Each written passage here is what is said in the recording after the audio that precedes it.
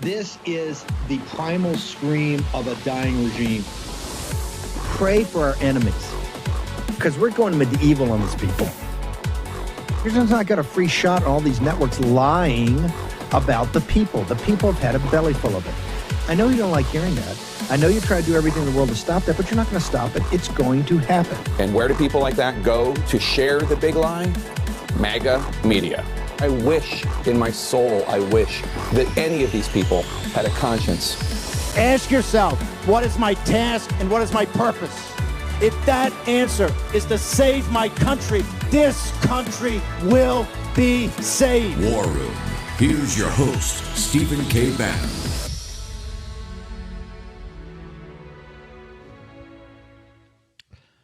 Wednesday, 22nd of July, Anno Domini 2026. Harnwell here at the helm on Steve Bannon's War Room.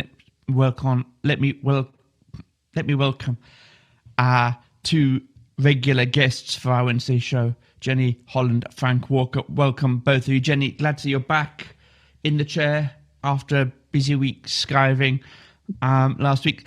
This show today, the running theme, I think, is the cost of discipleship, the authentic cost of authentic discipleship. I don't know, for the benefit of our largely American audience, you might have seen something in the press over the last couple of weeks over the brutal murder of Anne Widdecombe, who was a former Member of Parliament, long-standing Member of Parliament and government minister. Household name in the UK. And she had somewhat of a transformation at around the time she left Parliament and became a television celebrity via, I think, come dancing and that sort of thing. Jenny, you'll correct me if I'm wrong on that. And the transformation was how she was seen in the eyes of the British public, because when she was, I think, the prisons minister in the John Major government in the 90s, she was, she had black hair in those days, and she was pilloried in the tabloid press, which are very dominant in the UK as a political presence. She was pilloried, and because she, as prisons minister, signed a governmental order insisting that pregnant women in hospitals who are prisoners, who are giving birth, need to remain handcuffed at all times, even when they're giving birth, to stop them escaping. And that was her view. She was very strong on an unpretentious law and order philosophy. And she had this nickname back in the day. I think she entered Parliament in 87, so it's very close to 40 years ago. And back in the day, because of her, I mean, she represented the views, funny enough, I think, of tabloid Britain.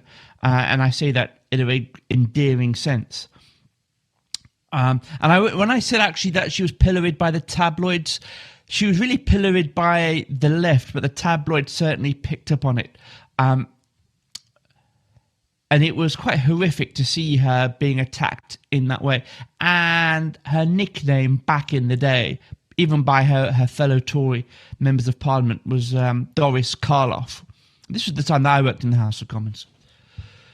So she wasn't a beloved figure in those days. She left the Church of England, along with her mother, of which they had been devout members when it came to the ordination of women, and they both converted to the Catholic Church. The priest who received them into the Catholic Church was also the priest, by the way, who received me into the church. And she never compromised on the life issues. She was anti-abortion.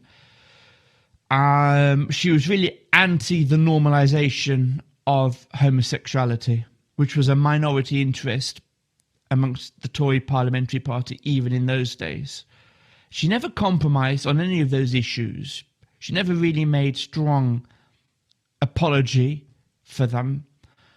And then she left Parliament when she was brought in started off being brought into some of these reality TV shows in the UK about 15 years ago. A bit of an eccentric figure of fun. But it was in doing that the British public actually got to see her true personality and what she was like. And I stress this, that she didn't sacrifice for popularity any of the issues at all. But once the British public actually got to see her quite a lot on their television cameras in their living rooms, she sort of transferred. She dyed her hair from black to blonde as part of her makeover. That's probably the only concession she did, to ditch somewhat the old Doris Karloff image that she had. And she really did become a beloved figure in the UK, because she was a very endearing person, very authentic, very natural. And she was killed in her home, out in the sticks, in Exeter, I think it was, out in Devon, the south west. In Devon, down in the southwest of England, which is the protrusion out toward, this way around, down towards the very protrusion out towards the very bottom of the southwest of England. And she's out living in the sticks in a tiny village where the neighbours didn't lock their doors, probably had a 1950s or so vibe to where she lived. And then she was killed and she was attacked. Jenny spoke about this on the show a couple of weeks ago. The police were making a hash of it, pushing out you could hear the relief. If a press release had a vocal tone of relief to it, you picked it up when they said that they'd arrested a guy like the following day, who was white and had an Anglo-Saxon name, and you could see the palpable relief. Then they let him go, and then they arrested another guy, which is the guy apparently who was captured on CCTV. That's just the backdrop. I want to say this for the American audience. They might have picked something up about this. It's on date. It's basically been on the daily news in the UK since I think July the 7th or something, when her body was discovered the following day after the murder. Weirdly enough, Jenny Holland, I know you're going to break this down a little bit for us now. Weirdly enough, when the first 12 hours of the news cycle was that Anne Widdecombe had been found dead in her home, aged 78.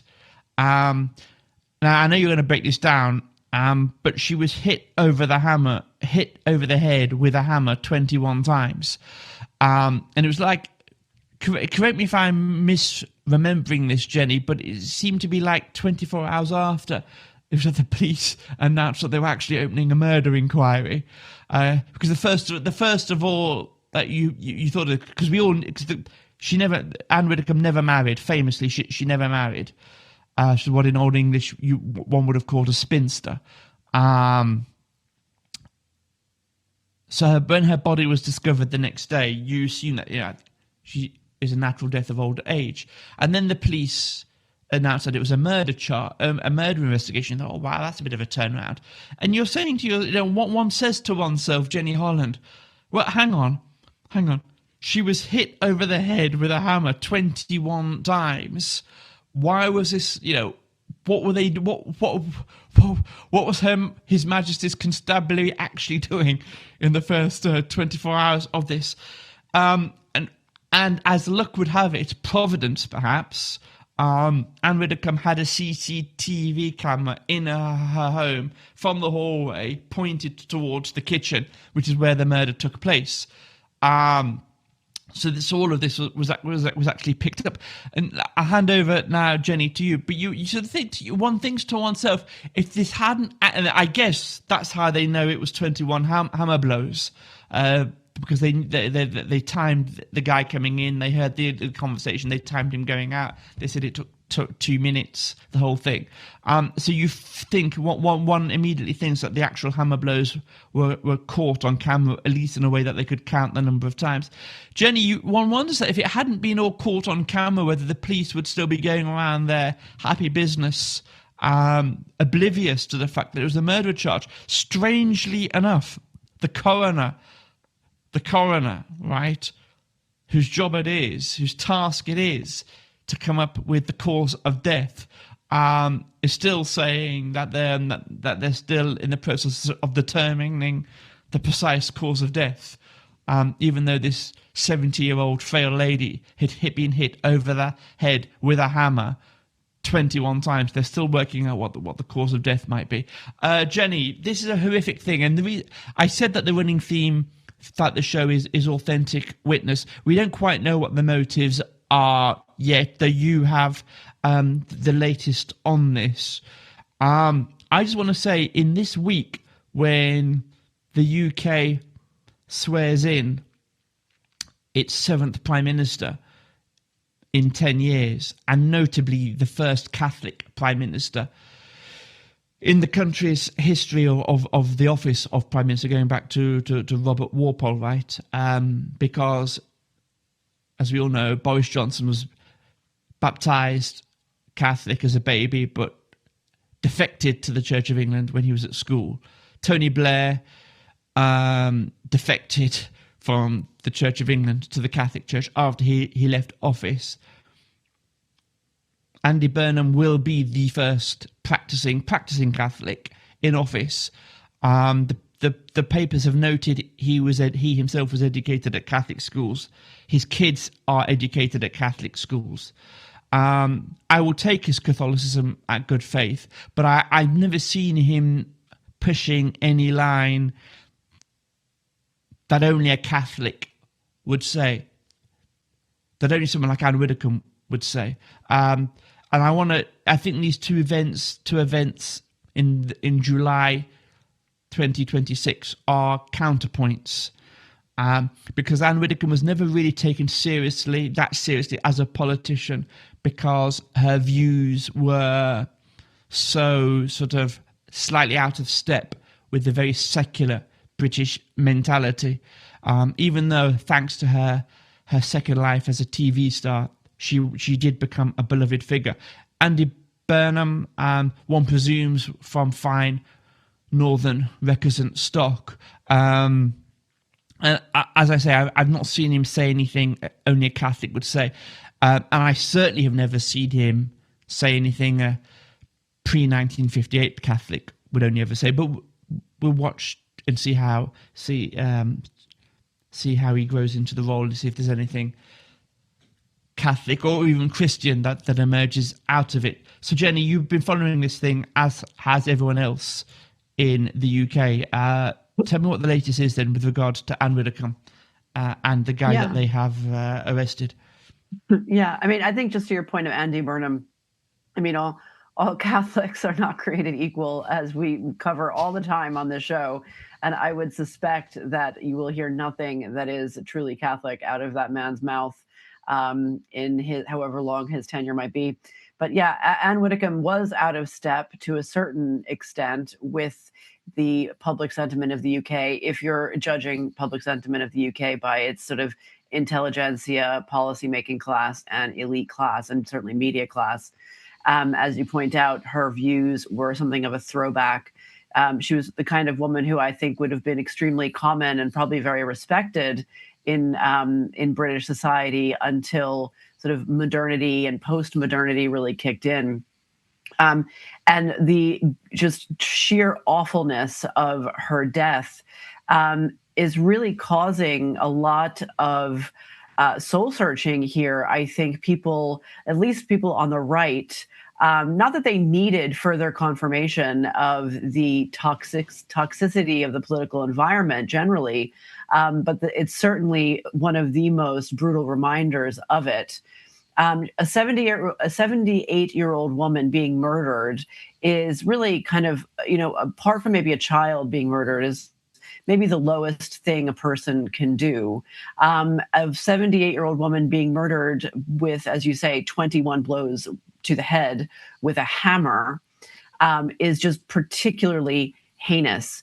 Now, the video that you referenced, and it is mentioned in the Daily Mail article, that the man walks into her home as she's eating her lunch, asks her if she has any bank cards and ID. And as he asks her this, he's holding behind his back so she can't see a hammer. And then it doesn't say that she even had the chance to respond in any way. He just sets upon her. And after hitting her 21 times, I want to repeat that, 21 blows to the head with a hammer on the head of a 78-year-old woman, he then tips her out of her chair and fishes her wallet out of her handbag and walks out the door. The whole thing took 2 minutes. And then he proceeded, according to police, to drive 270 miles back home to Rotherham, which is in South Yorkshire, and from which he had left that morning. So in total, he had driven almost 600 miles that day, specifically to carry out this attack in 2 minutes. There's apart from the weirdness of how the news was sort of, how the news of what actually happened to her kind of seeped out. First, it was reported that she had died. And like you said, everyone thought, oh dear, well, 70-year-old woman died of natural causes. And then I remember the first tweet that came out, it was from someone who knew her, saying that night that she had been murdered. And of course, she was immediately piled on, like, how dare you say such a thing? She was proven correct. Then in the immediate aftermath, the police were at pains to say there was no political motivation. This is absolutely nothing to speculate about. And it seemed to be some sort of robbery or some sort of more petty crime, non-political crime. And then lo and behold, within a few days, not only had they come out and said it was a targeted attack, but the local police district had the entire case taken off them, and it was turned over to counterterrorism police, who arrested then this man, Joshua Carey, on suspicion of carrying out essentially a terrorist attack. And it just hasn't gotten any less bizarre how this has been handled from a public relations perspective. The sort of drip feeding of information. One commentator, a very famous one here, Carl Benjamin, said today on his YouTube channel that it sort of prevented there from being any kind of coalescing of outrage around this. As like I said, one of the most heinous crimes that a person can commit, a vulnerable old woman sitting on her own in her own home. The kind of leakage was just sort of, it almost seems like it was designed to sort of dissipate the blowback that would come from, people drawing attention to this toxic political climate. But then, then you wonder, is it that, or is it sort of Keystone Cops incompetence? Because I don't understand, much like yourself, how you can have a coroner say we have not established a cause of death when someone's been, they can establish that they've been hit over the head 21 times.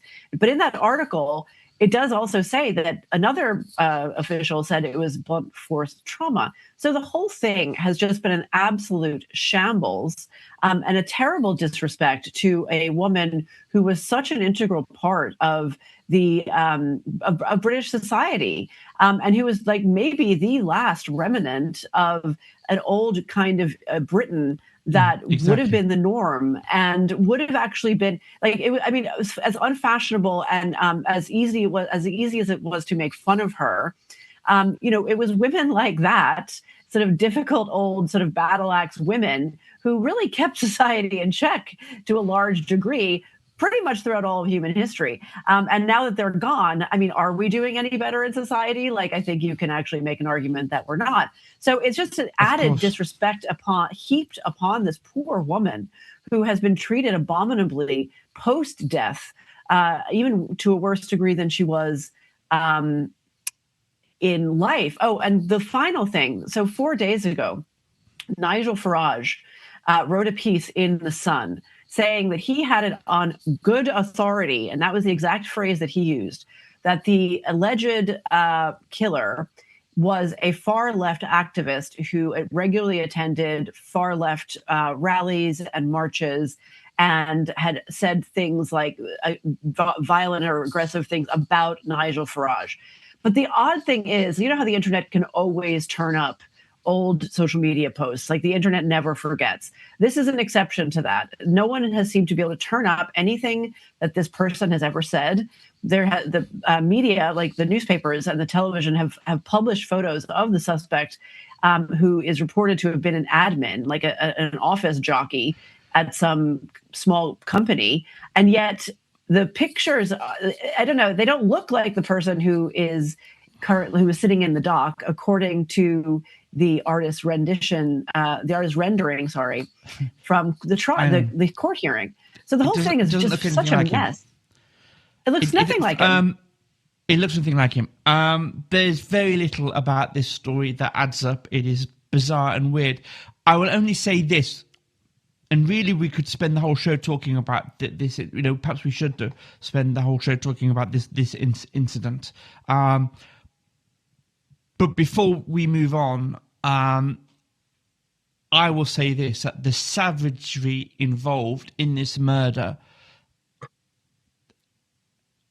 there is something diabolic about that. We'll see, I think, if the facts come out, if we're ever allowed to know what the full truth is. There is so much in this that really doesn't quite make sense on an intuitive level. Because, you know, you read the facts in the story and you try and piece together to get an idea of what's going on, and you just can't do that in this case. Look, we will move on. Jenny, you're going to come back and tell us another thing from the Irish Republic a little later on the show. Frank, we're going to start with you now, and then we'll carry on after the break, because you have this analysis on a story that we could equally spend the whole show talking about. First of all, quick shout out, as ever, a bit late in the show today, for Birch Gold, sponsors of the show. Text Bannon, I'll give the number again in the second half of the show, but text Bannon, BANNON, to 989898, and speak to Philip Patrick and his team right now about adding to your portfolio in gold. Gold is right at a specifically advantageous price. It's down from a couple of months ago, $4,500 per ounce to $4,000. Most analysts, if not all, are expecting that price to pick up again anytime soon. If you want to get in there before that escalator starts, now is the time to do so. And as I always say, buying gold might not be something you're familiar with doing personally. You might think this is something for other people to do, but you might be interested in exactly just how complicated or how simple is it. You might want to know what the specifics are before coming to a definitive judgment. A phone call will cost you nothing. Text Bannon, BANNON, to 989898, and just say to Philip Patrick, who is one of the world's experts on diversifying investments to include IRAs in physical gold. Just say, look, tell him what your circumstances are.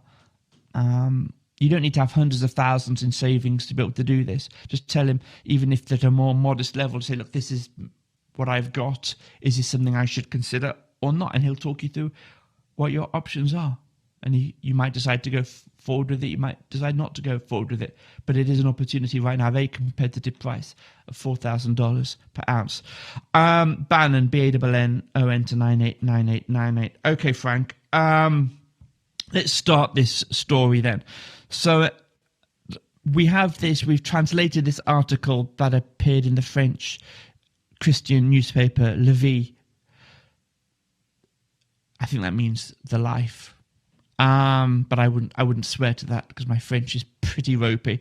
Hat tip to Rosary, who I think first in the Catholic sphere carried over this article into the Anglo sphere. A French sociologist has done an analysis in the old school method of basically going through an old directory, going back to 2027, of what were the contemplative religious orders in France, and then her and her researcher went around phoning them up this year to see if they're still in existence. And it was like, that's how they did it, this old school research. But of this, I think some 91 abbeys and monasteries have closed down. Frank Walker. Of those, 21 were bi-ritual, both in French and in celebrating the monastic office, saying the monastic office in both French and Latin. And here's the headline figure, and I know you're going to break this down, and I know even without talking to you, Frank Walker, that I don't want to steal your lead here, but I know even without going through with you on this story, the headline, the fact that is buried, it is a buried lead in the article itself, but of those monastic communities in France that were exclusively on the Latin Rite, they had 0 closures since 2027, which is absolutely extraordinary research. And when I say, Frank, you and I could spend the whole show talking about this story. It is precisely there in that statistic that says so much about the condition of the church right now. Look, you know what? We'll do this. We'll do this after the break, because we've got this break coming up. But this really it underlines the point that we mentioned constantly on the War Room here, that the real regeneration in the Catholic Church is to be found in the past, in the unchanging Catholic liturgy that was passed down to us from Christ and the apostles. And wherever you see innovation, radical innovation catered around appeasing secular mentality, secular ideas, whenever you see the Catholic Church bending down to modernity, you always see within about 2 generations implosion, collapse, retreat and failure. But our bishops and cardinals press on. Back with Frank Walker to explore this more in 2 minutes. Hello, America's Voice family. Are you on Getter yet? No? What are you waiting for? It's free. It's uncensored, and it's where all the biggest voices in conservative media are speaking out. Download the Getter app right now. It's totally free. It's where I put up exclusively all of my content 24 hours a day. You want to know what Steve Bannon's thinking? Go to Getter. That's right. You can follow all of your favorites. Steve Bannon, Charlie Kirk, Jack Posobiec, and so many more. Download the Getter app now. Sign up for free and be part of the movement. Welcome back, Frank Walker. The microphone is yours. I know you've been studying this, not just this article, but the whole reality of Catholic implosion over the last 20 years. What's your take on this article and the research?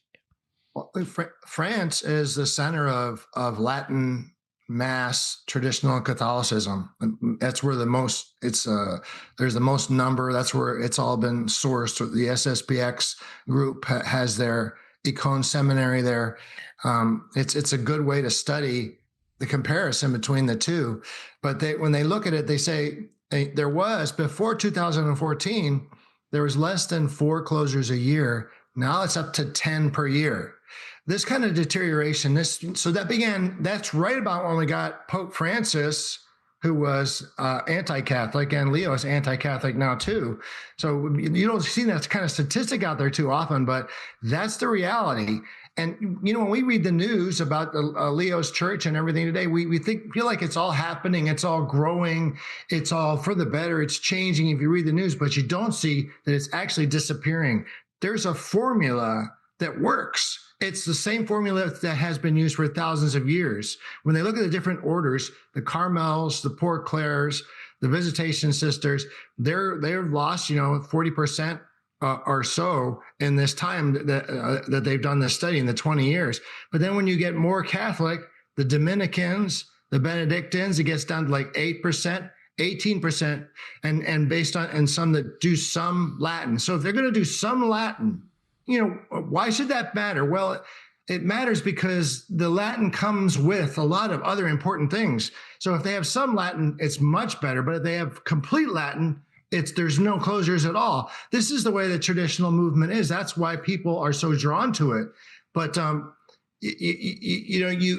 it's more than just actually saying the ancient mass. People say, how does that matter so much? It's also the actual faith that they discuss, the faith that they teach, what carries on. Jen mentioned that women like Anne Whitcomb were so important. The nuns collapsed faster than the brothers in the other monasteries, but monasteries of nuns are so important to the Catholic faith because they built the infrastructure that made civilization. And see, this old way of doing things, this old formula, it's tried and true. For 60 years, you've had this new mass, and people would say, well, just because the mass is new, that doesn't mean it's necessarily responsible for all this collapse. But the thing is, there's tons of evidence that the old system works and that the new system is a failure.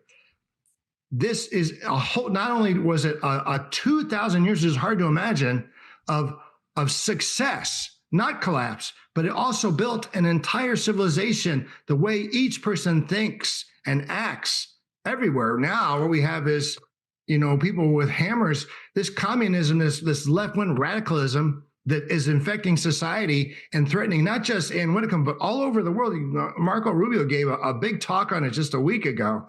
This is what the new church is all about. There are communist left-wing radicals that are tied to this kind of violence, going back through Peru, going back through Pope Leo's past, that are in America right now this week, making ICE stunts, protesting ICE. It's all the same big mess, and I think that they need to get a handle on it. But as far as the Catholic goes, we need to get back, as you can see from this study at Rosary, we need to get back to the formula that works, not just the Latin Mass or in the Latin language, but the Latin actual faith, the doctrine that goes with it, and the way to transmit that faith through the sacraments, through monasteries. These monasteries, they're just like it's like empty shells of radicals and sexual deviants and people trying to find a different way to make a buck. That's what you have. That kind of business model is not the Catholic Church. It's not going to succeed. It's basically grifting off the back of the sacrifices and contributions of the faithful and collection plate offerings over the centuries, and grifting today of basically naive young people who have a vocation. That's what these religious orders do, and they take these people in. They have no faith of their own to impart, to hone, to transmit. They just take these people in, give them no leadership, no real opportunity for growth, and they take them in simply to keep the communities alive. And it really is quite terrible. But you can see that they have no Catholic faith, these communities. They take in what's good and then they corrupt it. It's like gangrene. It's like rot. It doesn't add anything. It just takes what was good and decent and rots it. And it's just, it's that, like for 2 or 3 generations. This article here, I will flag it up and suggest that people, we'll see if we can put this out.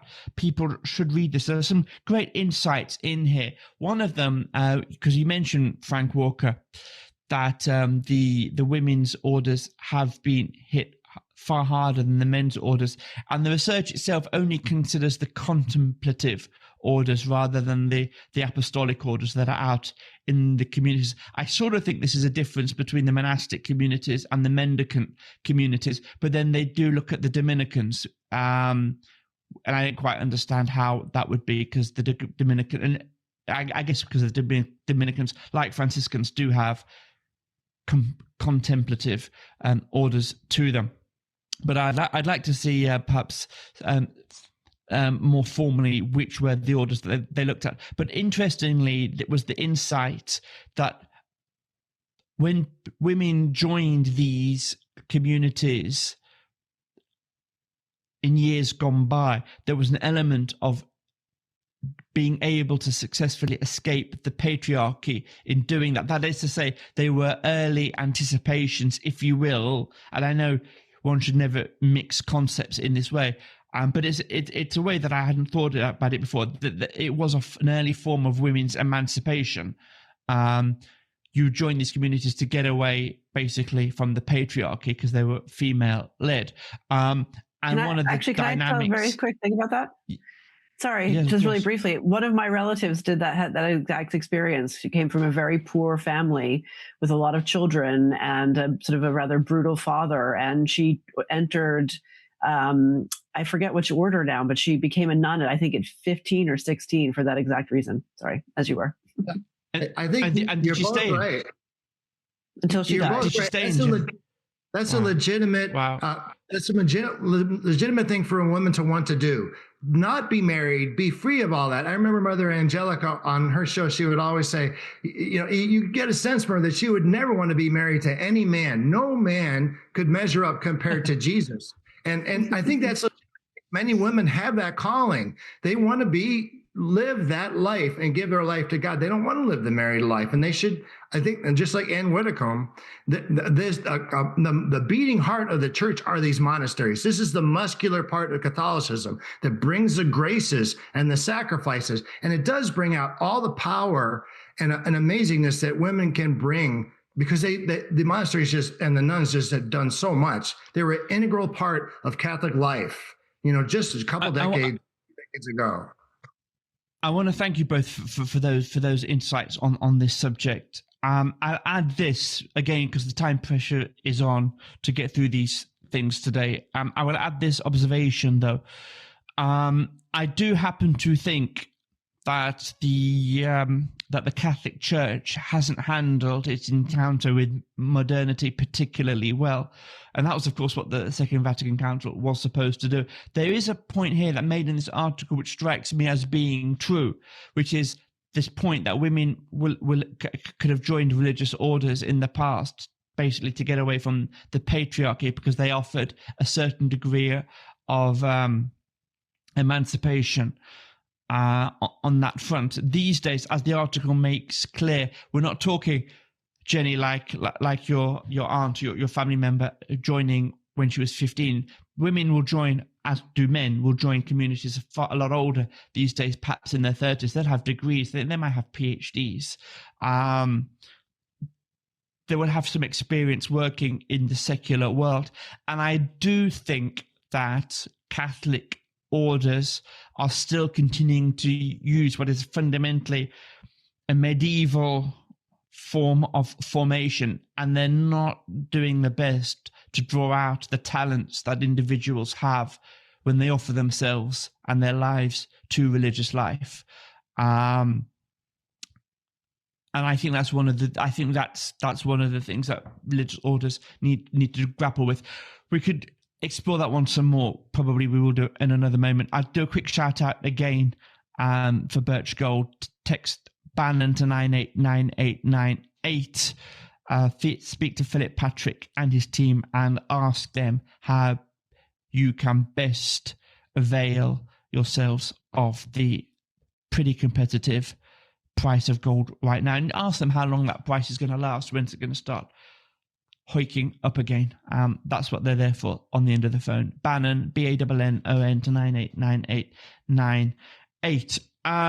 Jenny, so look, we'll do this. We'll see if we can do this in 3 minutes each to get both of these stories in. Similar story, which I think has, whenever you see like this senseless, irrational violence against authentic Christian witness, I always have my antennae twitching because I think there could be something of the diabolic here. Similar story from the Irish Republic this week, right? We don't know all the details coming out, but what happened here? Yeah, it's absolutely has demonic overtones. So in the small city of Waterford in the south of Ireland, down at the very bottom there on the southeast, a woman was stabbed in a church as she was praying the Rosary. Now, she is expected to survive, although her injuries were described as serious. And I racked my brain trying to think of if a similar story ever happening in Ireland. And I could not come up with one, but so there has been one news report that said it was the Irish Independent reported that the man arrested, who's in his 30s, for the stabbing, and the victim, neither of whom were named, at least the man certainly wasn't, were known to each other. So it might transpire that this is some sort of familial problem. But the symbolism of the time and place of the attack really should not be ignored. And I think it's something of a signal, as Bannon would say, signal, not noise, as to the state of Ireland spiritually in 2026. Ireland is a famously Catholic country, perhaps the most famous Catholic country in the world, perhaps even more so than Italy. It was an engine of Catholic devotion for centuries, was famously punished for it by your lot, Ben, and not to bring up the war. And, it was so, in fact, the Catholicism was so ingrained into the fabric and into the soul of the nation in ways that, when I was growing up, the child of lefty liberals was considered bad. But it was indisputably the foundation of this society. So to see this kind of violence break out in a church, again upon a woman, again a religious, devout woman who is well known, an active member of this community, according to reports, well known in the parish for her devotion, for her religiosity. Really just says so much about Ireland in 2026, which is a country that is really losing its way rapidly. And there's an increase in violence in society overall. Funnily enough, one of the noteworthy aspects of this attack was that it was not carried out by a migrant. Ireland now is probably more famous for having this insane influx of single men, known as international protection asylum seekers. Protection from what? To be honest, like, we need protection from them, and other kind of men from Middle Eastern countries and men from these other very very different cultures who have committed a string of incredibly brutal, high-profile stabbings over the last 4 years. So it's notable that this particular story does not fit into that mold, but it does fit into this growing sense of Ireland being at a crisis point.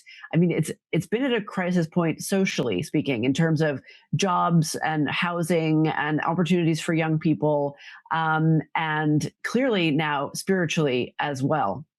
Okay, thanks, Jenny. You know what? We're going to follow this story some more, find out what the details are. But on first glance, both this story and especially the Anne Widdecombe story, whenever I hear anything about real violence against Christian witness, I always think, as we were saying just 5 minutes ago, I always do think there's something diabolic here. Authentic Christian witness does seem to attract the diabolic. Look, we've got about 2 minutes left, 2.5 minutes left. I wonder if we can squeeze Frank's story in, because having spoken about the discipleship cost of authentic Christian witness, authentic Catholic witness, let's talk about where we're not seeing any of that right now, and where else would we go to but to Rome. And I see, Frank Walker, my jaw hit the floor, that right now Pope Leo is giving out awards in his own name, obviously. And I noticed here what was Villanova University's, this is an association with Villanova University, and they've said here in their press release that this medal, this Leo the 14th medal, and I do hope they put Pope Leo in inverted commas, will recognize individuals who embody the university's core belief of ecological stewardship. Yeah. Wow. Wow. You know, it's not even Frank Walker. It's not even a parody anymore. No, this is the new church. I mean, at Villanova, a supposed Catholic university, everything is sustainability now. They even have the Pope Leo Sustainability Medal. Now, you remember back that there's the UN sustainability goals from back in the Obama years were really solidified back then, and they really are a guideline on the left. And this, they want this to be a religion. They want this to be the Catholic religion. They're having a new meeting that is about the cries of the earth and the poor. It's really all just a kind of communism. I know it sounds, pat to say that over and over again, but that's what it is. It's about ecological stewardship and the common good and the poor. And so Villanova is completely turned around. And since Leo went to school there, they seem to be integral to what's going on. They also gave the Liberty Medal that he did. Remember, Jen reported on this 4th of July stunt that was such a mess that even the New York Times had to come in and run cover for it. That they gave him the Liberty Medal at that time. That came out of Villanova too. And a lot, that went to all sorts of people that are Ruth Ginsburg, John McCain, Hillary Clinton, Tony Blair, Steven Spielberg. They all got that reward. And so that's Villanova. And now this new sustainability UN award. They even have a sustainability. As our Lord says in the Sermon of the Mount, truly you have had your reward. Look, it's not ridiculous, Frank Walker, to say that this is communist, because you point out that this is to promote stewardship, ecological stewardship, and the common good. Reading down further, what emerges is they switch the words and they tell you what it's really about. They say that the recipients will be evaluated based on their efforts to advance sustainability and equity. So they've just substituted the common good for equity. And that it is exactly, as you say, Frank Walker, it's the usurpation of communism in the Catholic Church. Folks, all we've got time for today. Frank Walker, very quickly, social media, stumbling block. Canon 212 spelled out on X, and Canon 212 is the website, and you can see the daily update video on the right column, and it's also at Rumble and at Gloria TV. I go to Canon 212 every day to find out what's going on, what's really going on in the Catholic Church. Jenny Holland, social media. I'm at Semper Femina 21 on X and YouTube at Saving Culture from Itself. Semper Femina, that's like Latin for always a lady? Yes. Those are the vibes, right? That's it. That's me. Not changing.